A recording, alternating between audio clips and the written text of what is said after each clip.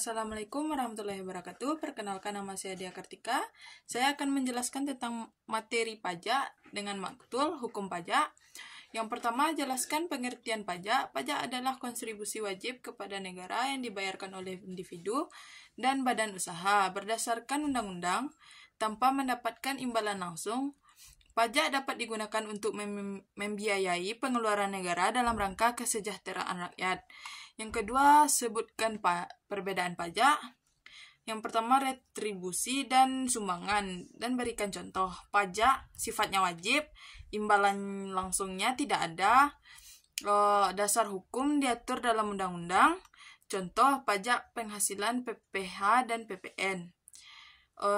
Selanjutnya, retribusi sifatnya wajib, imbalan langsungnya ada berupa jasa. Selanjutnya, dasar hukum pengaturan daerah. Contoh, retribusi parkir. Sumbangan sifatnya sukarela, imbalan langsungnya tidak ada. Dasar hukumnya tidak selalu diatur. Contoh, sumbangan untuk korban bencana. Yang ketiga, sebutkan fungsi dari pajak. Yang pertama, fungsi anggaran. Yang kedua, fungsi mengatur. Yang ketiga, fungsi stabilitas. Yang keempat, fungsi redistribusi pendapatan. Yang keempat, jelaskan pembagian pajak menurut azas pemungutan pajak. Menurut Prof. Adam Smith, azasnya yang pertama, equality atau keadilan. Yang kedua, certainty atau kepastian hukum. Yang ketiga, convenience of payment, menikmati waktu pembayaran. Yang keempat, ekonomi atau efisiensi.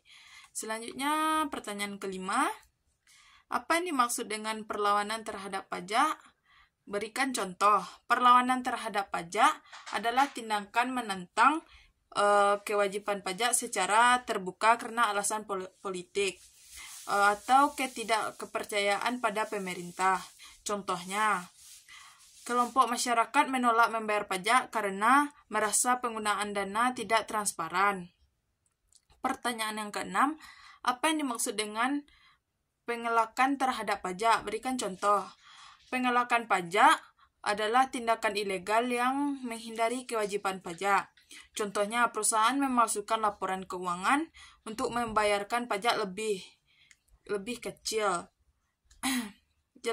Yang pertanyaan ketujuh, jelaskan maksud dari pemungutan pajak harus berazas pada efisiensi dan berikan contoh. Artinya, biaya yang diusahakan memungut pajak tidak boleh lebih besar dari hasilnya. Contohnya, menggunakan e-filing atau e-billing untuk memudahkan pembayaran pajak.